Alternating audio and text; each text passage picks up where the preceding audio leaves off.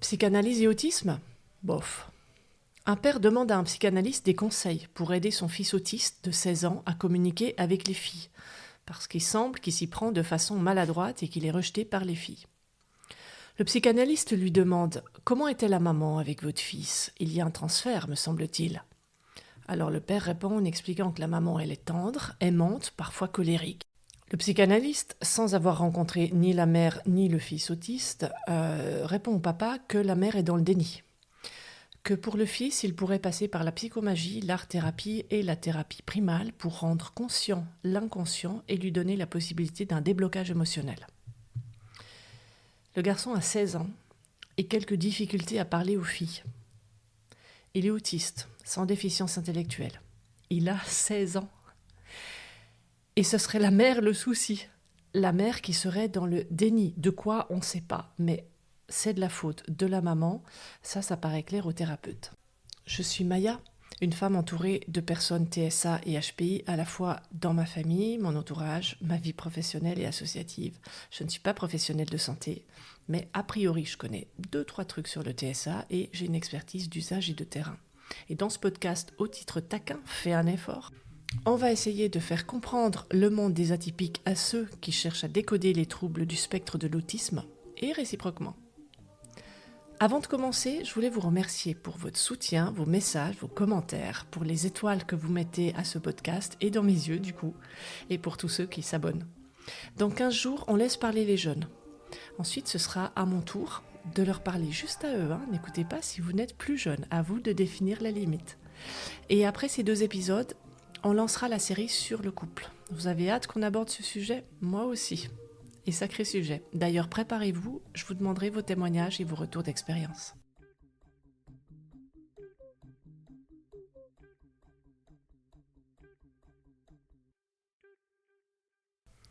La psychanalyse et l'autisme, ça fait pas bon ménage. Voyons pourquoi en 9 chapitres dans cette chronique. Un peu d'histoire, le parcours de Sigmund Freud. Quelques concepts de Freud. En 3, qu'est-ce que les autistes et leurs parents ont entendu de la part des psychanalystes, paroles de psychanalystes, des choses qui posent problème avec l'autisme. En 6, ce qui peut attirer dans la psychanalyse et ce qu'elle a apporté. En 7, Lacan et Jung, brièvement. En 8, qu'est-ce qu'on fait? Et enfin, la conclusion en 9. C'est parti avec un peu d'histoire. Sigmund Freud est un médecin autrichien, né en 1856 dans l'Empire d'Autriche, et il est décédé en 1939 à Londres.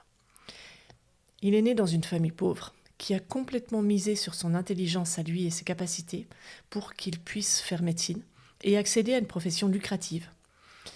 Les anecdotes racontent que sa sœur avait dû arrêter ses cours de piano pour que le père puisse payer les études de Sigmund. Lorsqu'il était cet étudiant pauvre, il a été aidé notamment financièrement par certains de ses mentors. Plus tard, à Paris, il a fait la connaissance du célèbre neurologue Jean-Martin Charcot, le découvreur de la sclérose latérale amyotrophique, autrement dit la maladie de Charcot. Freud devient son traducteur du français vers l'allemand et passe beaucoup de temps dans le cercle de cet homme admiré, respecté et riche. Dans les soirées chez Charcot, il rencontre des figures célèbres de la science ou de la littérature du moment. Et cet étudiant brillant, mais fauché, cherche à briller à son tour. Chez Charcot, il admire notamment la réussite sociale, qu'il essaye de reproduire.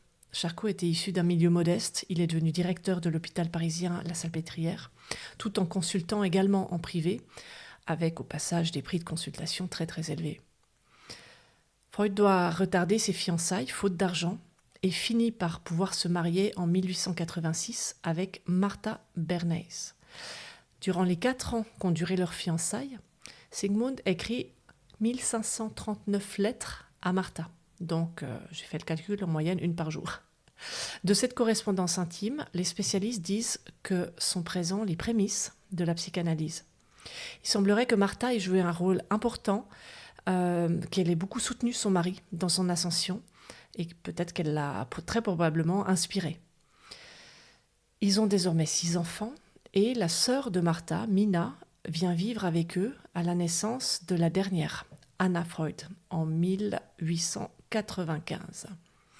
Martha est alors âgée de 34 ans. Et la dernière naissance, celle d'Anna, a posé pas mal de problèmes. Alors le couple, pas mal de problèmes physiques en fait pour elle. Donc le couple s'impose l'abstinence sexuelle. 1 an plus tard, il y a 2 bonnes également dans le foyer, avec en plus Mina, donc la sœur de Martha. Ça représente un foyer de 5 adultes et de 6 enfants, où tout est réglé comme une horloge. Tout est fait pour préserver Sigmund des contraintes domestiques afin qu'il puisse se consacrer complètement à son travail. Donc, on ne parle pas à table de son travail, tout est réglé, millimétré, etc. Lui, de son côté, il cherche à faire sa place, à faire son trou, à trouver le bon créneau. Il est devenu neurologue et il comprend qu'on peut faire beaucoup d'argent avec les névrosés. Parce qu'à l'époque, les névrosés, les fous, en fait, ce qu'on appelait les fous, c'était la plaie des médecins. La médecine ne savait pas vraiment les prendre en charge. À la fin du 19e siècle, la médecine traitait tout sur le plan somatique, physique, sans prendre en compte le côté psychique et mental. Donc par exemple, une personne anxieuse, en dépression ou avec une crise de paranoïa, elle était envoyée en sanatorium ou pire, elle subissait des électrochocs ou de l'hydrothérapie. L'hydrothérapie, ça pouvait être par exemple projeter depuis 6 mètres de haut de l'eau glacée. Sympa pour soigner les troubles. Je ne suis pas sûre que ça guérisse une dépression ou des angoisses. Quelques autres points clés, ou pas, c'est vous qui en jugerez, sur Freud, le père de la psychanalyse. Certaines sources indiquent qu'il a pris de la cocaïne entre 1884 et 1895. Donc 1895, on a dit, c'est l'année de la petite dernière, la 6e, Anna. Et c'est là aussi où ils ont commencé à s'imposer l'abstinence sexuelle. Lui et sa femme étaient issus de milieux religieux très traditionnels, dans lequel la sexualité hors mariage, et d'ailleurs c'était l'époque aussi, tout ça c'était inconcevable, ce qui signifie que toute pulsion ou envie était adressée, refoulée ou contenir avant le mariage, pour pouvoir ensuite, en particulier pour les hommes, trouver toute leur place dans le mariage, madame étant généralement à disposition. On dit aussi de Freud qu'il a éprouvé beaucoup de rejet pour son propre père et qu'il en a nourri un très fort sentiment de culpabilité. Il y a aussi la question de l'argent et du statut social qui a été central durant toute sa vie. C'est quelqu'un qui était phobique des voyages, qui a très très peu bougé à cause de ça. Et on note aussi qu'il a touché à beaucoup de domaines médicaux et entre autres qu'il a été très impressionné par les sévices sexuels que subissaient les enfants. Et il a fait ce constat lors d'autopsies d'enfants auxquelles il a assisté. Survolons maintenant quelques concepts généraux de psychanalyse selon Freud. J'en ai noté 5. Évidemment, il y aurait beaucoup plus de choses à en dire, mais des choses que j'ai repérées par rapport à l'autisme aussi. Donc, de façon générale, le patient, en psychanalyse, il arrive en thérapie pour exposer une souffrance, une situation, des difficultés, des troubles. Et le travail de l'analyste, donc du thérapeute, du psychanalyste, consiste à lui dire que ce qu'il pense, ce qu'il ressent, ce qu'il vit, tout ça n'a pas le sens que le patient lui donne. Tout ça n'a pas d'importance et que la vérité est ailleurs. Pour faire simple, en général, si c'est un garçon, la vérité, c'est que tout part du fait qu'il veut coucher avec sa mère, et que si c'est une fille, elle veut coucher avec son père. De là, toutes les souffrances, les difficultés, les schémas, les anxiétés, les troubles obsessionnels, tout ça, l'autisme viendrait de ça. Bon. Il semblerait aussi qu'en psychanalyse, les gens ne sont pas là pour se faire soigner, mais pour apprendre quelque chose. Et acquérir entrer en fait dans une grande théorie et apprendre quoi? La théorie freudienne. Ensuite, ce type de thérapie n'est pas fait pour avancer, mais pour créer de la rumination, pour chercher une espèce de sens kabbalistique à ce qu'on vit. On est là en tant qu'ignorant qui doit apprendre quelque chose. Il y a donc une forme de soumission du client à son thérapeute, le client donnant pouvoir au thérapeute et devenant dépendant de l'analyste qui va lui dire combien coûte la séance, qui va imposer parfois un rythme, une durée et une grande fréquence. 4e point, certains analysés parlent d'une quête du Graal. Si on accepte d'être, entre guillemets, maltraité par l'analyste, on va entrer dans une espèce de caste. Et du coup, on va pouvoir, étant entré dans ce groupe, dans cette caste, on va pouvoir devenir analyste à son tour et être supervisé par un autre analyste. Et enfin, pour la psychanalyse, il y a cette notion que, à la différence de l'obsession et de l'hystérie qui sont des moyens de défense contre des souvenirs de nature sexuelle, la phobie n'est pas dérivée d'un souvenir quelconque, mais son origine est sexuelle, dans le sens d'un excès. Il ne s'agit pas, en effet, d'un mécanisme psychique, mais d'une accumulation de tensions provoquée par l'abstinence qui s'écoule en angoisse. Voilà, je vous laisse réfléchir là-dessus.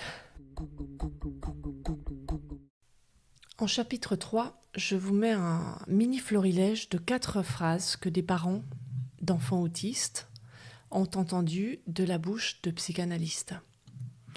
Vous n'avez pas de créer de lien, c'est pour ça que votre fille ne s'est pas incarnée, et donc qu'elle est autiste. Vous êtes une mère trop froide et frigide, c'est pour ça que votre fille est autiste. Vous avez surinvesti votre enfant, c'est pour ça que votre fils est autiste. C'est toujours dit à la mère. Hein. La 4e est un petit peu plus longue. Pourquoi vous venez me voir ? La maman répond, écoutez, je pense que ma fille a un syndrome d'Asperger. Ah bon ? Pourquoi ? Qu'est-ce qui vous fait penser ça, madame ? Alors la maman décrit sa fille. Et pendant que le psychiatre, entre-temps, il demande à la fille de dessiner un arbre, une rivière.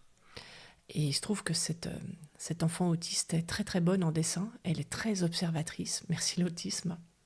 Et quand il voit le dessin, le psychiatre dit « Elle n'a aucun problème, votre fille. Regardez la représentation qu'elle fait de l'arbre. C'est parfait, c'est équilibré, tout va bien. Par contre, sur le dessin de la rivière, il y a un rocher. Le rocher, c'est vous. Vous avez vu comme il est sombre, le rocher. C'est vous qui avez un problème. Vous devez venir me voir. » Voilà, voilà. On passe au chapitre 4, quelques paroles de psychanalyste. Petit florilège, là aussi. En tant que belle-mère, il y a forcément un désir sexuel pour votre beau-fils. Ah bon ? Tu rêves de serpent ? Ça veut dire que tu veux du sexe. Bon, ça c'est nouveau aussi. Toutes les petites filles rêvent d'avoir un pénis. Ça fait aussi partie des choses que j'ignorais. Tu es amoureuse ? Va parler au psy. À une ado qui vit ses premières amours. Bon, pourquoi pas. La cure analyste, donc le fait de faire soi-même une psychanalyse, justement, différence avec la psychothérapie, mêlée à votre expérience de terrain, font de vous un thérapeute. Pourquoi voulez-vous faire un diplôme ? L'essentiel, c'est de toujours travailler sur vous, donc d'être en psychanalyse et d'être supervisé. Vous n'avez pas besoin de diplôme. Étant vous-même en analyse depuis des années, cela fait de vous un thérapeute. Bon, ça rassure.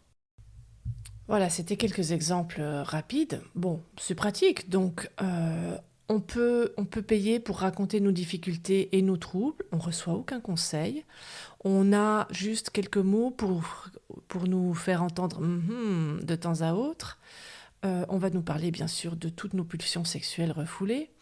Et moyennant une séance par semaine, voire 2, pendant 2, 5, 10, 20 ans, on est censé aller mieux. Notre trouble anxieux généralisé, nos troubles du comportement alimentaire, nos insomnies, nos difficultés d'intégration dans la vie professionnelle, en tant qu'autiste, tout ça, donc, c'est lié à la relation avec notre maman qui n'était pas suffisamment bonne. On note ici la magie de la psychanalyse et des mots à double interprétation. Ce qui est génial, c'est que comme c'est basé sur du vent et de l'interprétation libre, en fait, c'est un système qui supporte aucune critique ni de mise à l'épreuve du concept, ni de vérification. Allez, on passe à la suite. Plus concrètement, quelques exemples qui posent vraiment problème avec l'autisme. Certains psychanalystes refusent d'entendre la souffrance et vous disent que la vérité est ailleurs.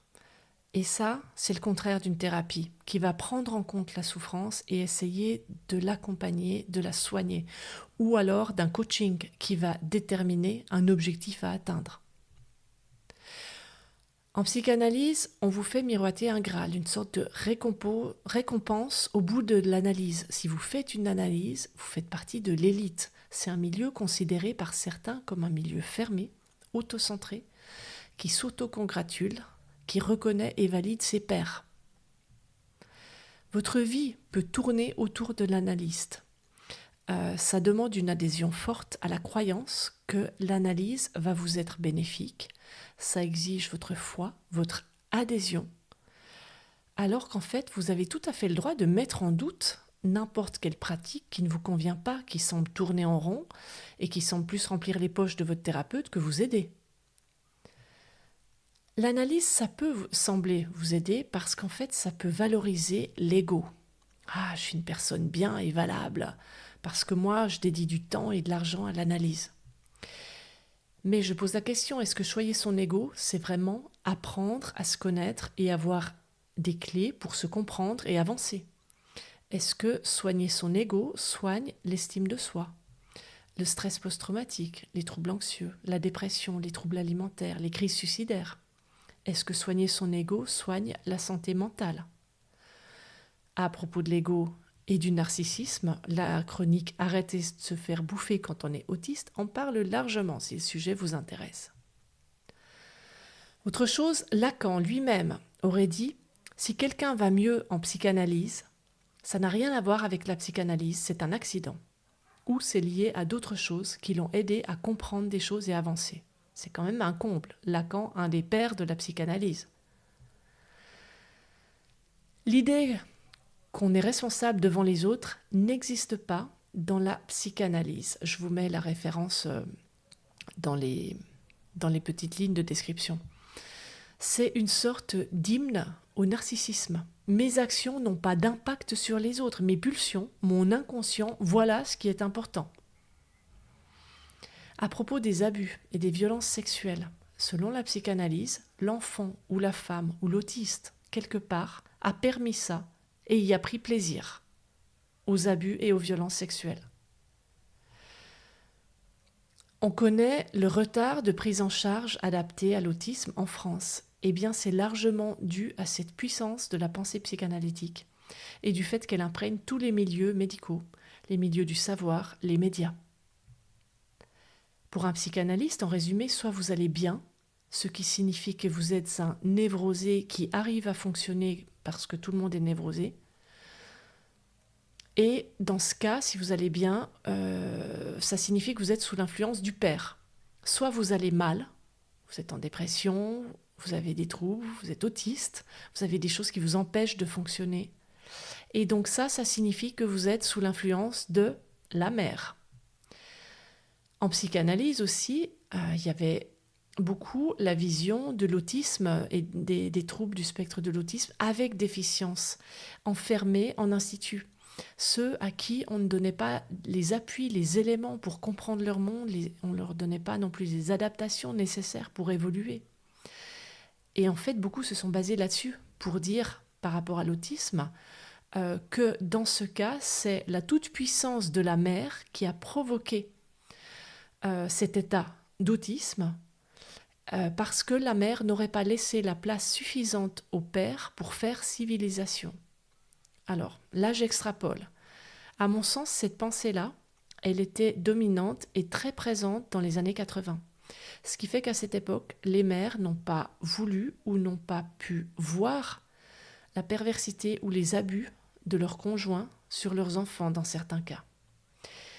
Et je pense qu'elles ont cette pensée dominante de la mère qui devait absolument laisser le père prendre sa place et que la mère était coupable de tout, fait que certaines mères ont pensé bien faire en laissant l'homme du foyer imposer sa place. Si une mère voulait dénoncer les abus d'ailleurs de son conjoint, ça pouvait se retourner contre elle. Elle était taxée de toute puissante et provoquant elle-même les troubles chez son enfant. Les déconvertis de la psychanalyse parlent de dynamique sectaire. C'était très à la mode dans les années 60-80, le fait de créer une espèce de chaos intellectuel, de remettre tout en cause, de prêter des intentions sexuelles au bébé, tout en reprochant à la femme le fait d'être un être sexué, désirant et désirable. Je respire parce que ça m'énerve, tout ça. Un autre truc qui pique méchamment en psychanalyse, considérer que l'amour maternel peut être criminogène, mais le père, quant à lui, peut transgresser et faire ce qu'il veut. Là, il n'y a pas de souci. Certaines personnes qui ont quitté la psychanalyse parlent d'une théorie en soi profondément toxique quand on la prend au pied de la lettre. Un des buts de la psychanalyse serait la rumination incessante, c'est-à-dire revenir sans cesse sur ses propres traumas. Et en fait, c'est très dangereux pour les personnes qui ont justement un trouble anxieux, un stress post-traumatique, une dépression. Ça ne va pas les faire avancer. Mais oui, ça fait bien remplir les poches du psychanalyste. Et je trouve que c'est carrément dangereux pour les autistes qui déjà ruminent beaucoup, moulinent, c'est pas du tout adapté. Les enfants sont considérés comme responsables et ayant autorisé les abus sexuels de leur père. D'après Freud, si les autistes sont autistes, c'est parce qu'inconsciemment, ils veulent coucher avec leur mère. Mais il semblerait que les psychanalystes n'aient plus trop le droit de l'affirmer. Maintenant, c'est un peu édulcoré parce qu'il y aurait des associations de parents qui s'en seraient scandalisés. Merci. Bravo. D'après aussi la psychanalyse, les tests, ça c'est actuel, les tests pour diagnostiquer le TSA n'a pas d'importance ni de valeur parce qu'il faut se focaliser sur les interactions entre les enfants et les parents, en particulier la mère, pour définir un autisme. Dans le reportage Les déconvertis de la psychanalyse, vous aurez aussi la référence en description, le journaliste demande « La psychanalyse est-elle une thérapie de l'esprit ou bien une escroquerie ?» Et Lacan, en 1977, aurait répondu « Notre pratique est une escroquerie, bluffer, faire scier les gens, les éblouir avec des mots sont du chiquet. » Alors, la psychanalyse, là c'est moi qui continue, la psychanalyse est implantée tardivement en France, mais elle est présente partout, maintenant, et depuis des années, des décennies. On ne peut pas faire en France une formation à la psychologie sans avoir de cours de psychanalyse. Elle est présente, on l'a dit tout à l'heure, dans les milieux médicaux, en France, mais aussi très présente en Suisse, en Belgique francophone. Elle est très très implantée dans les médias, le domaine psychosocial, les écoles. Elle a beaucoup d'influence. Et à chaque époque, la psychanalyse a eu des porte-paroles influents, parlant beaucoup et très présents dans les médias. Il semblerait qu'elle soit disparue aux USA et plutôt marginale dans les autres pays européens. Je peux vous confirmer par exemple qu'en Espagne, le diagnostic et les aménagements, la prise en charge de l'autisme, ça n'a rien à voir avec ce qui se passe en France. On entend souvent dire que la France a 50 ans de retard sur l'autisme, et en particulier sur l'autisme sans déficience intellectuelle, et c'est lié en grande partie à l'omniprésence de la psychanalyse en France. Dans une vidéo que vous retrouverez là aussi en référence, Agnès Raffalo, psychanalyste, affirme « Oser demander des évaluations et des preuves de l'efficacité de la psychanalyse, c'est attaquer la démocratie. » Voilà, ça c'est fait. Tellement c'est considéré comme une institution et comme quelque chose d'inattaquable. On n'a pas le droit de demander des preuves scientifiques. Et cette même personne est intervenue dans une conférence nommée « Autisme, nouveau spectre, nouveau marché ».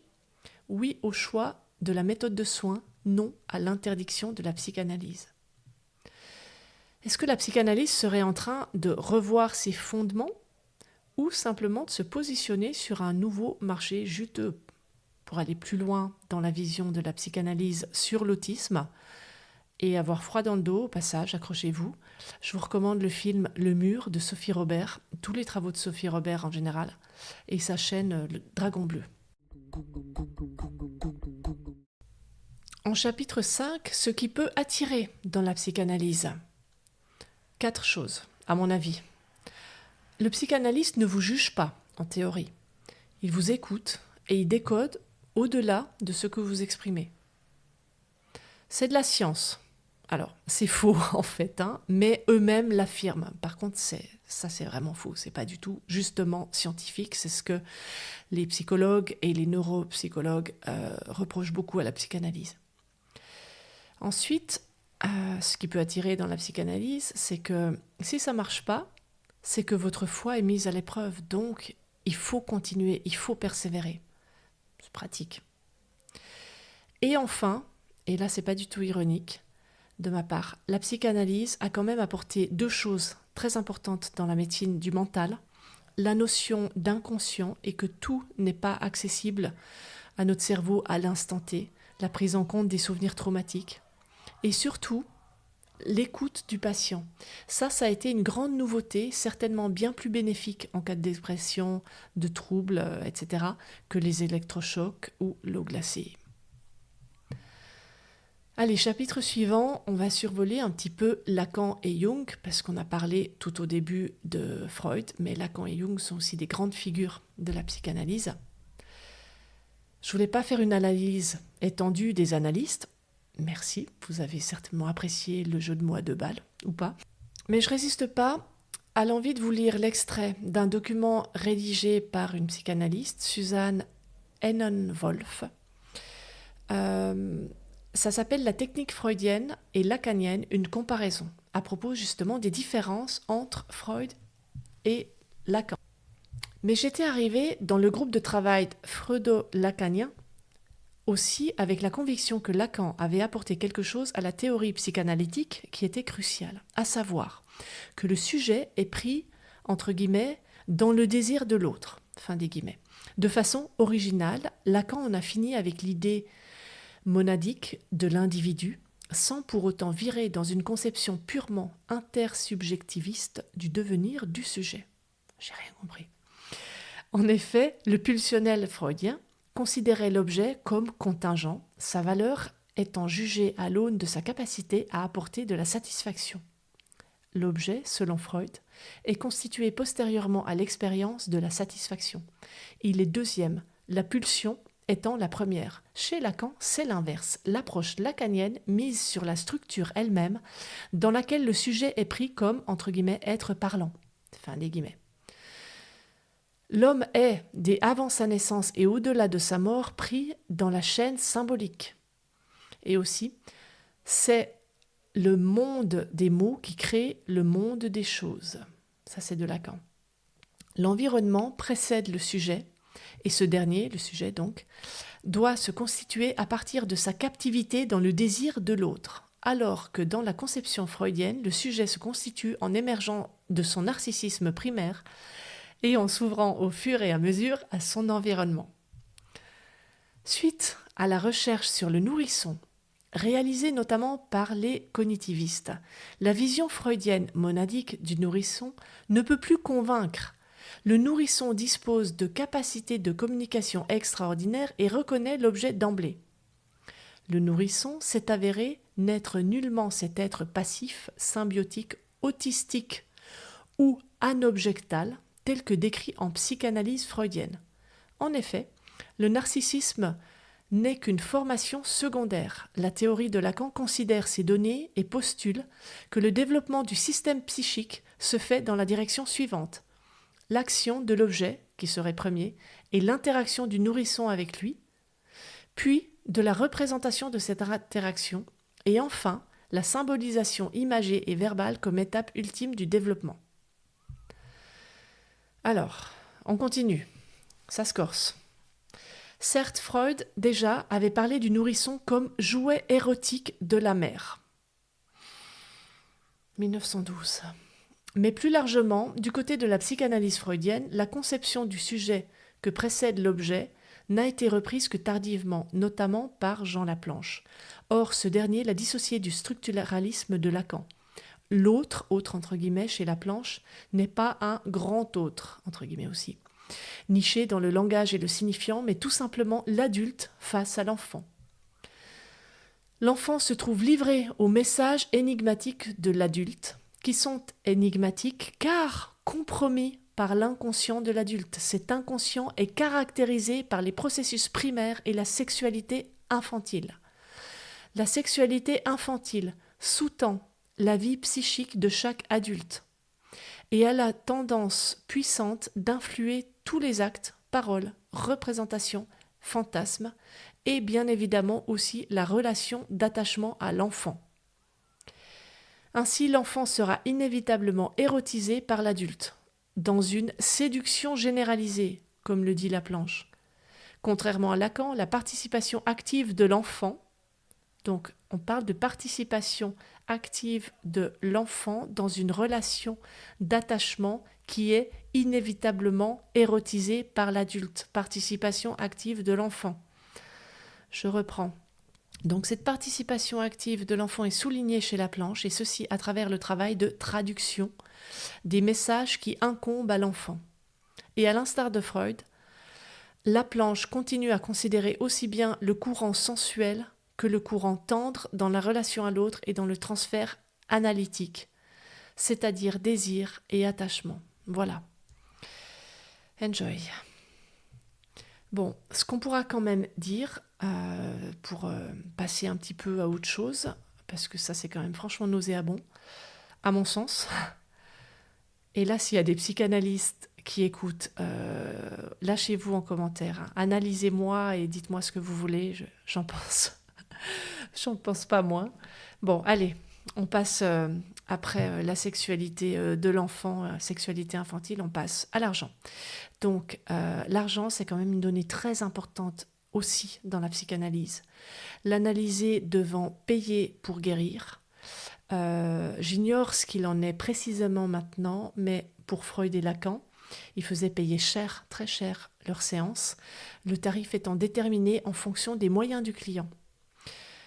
Quitte à ce que le client, riche héritier, lui signe une reconnaissance de dette sur son héritage à venir. On notera aussi pour Lacan, qui prônait des séances à durée libre, contrairement à Freud. Donc 3 minutes ou même pas le temps de retirer sa veste, c'était ok pour lui, et à plein tarif, hein, bien sûr. On raconte aussi que vers la fin, sa cage d'escalier, la cage d'escalier de son immeuble, était remplie de patients qui attendaient debout, chacun sur une marche d'escalier, pour payer leurs quelques secondes ou minutes de séance avec le maître.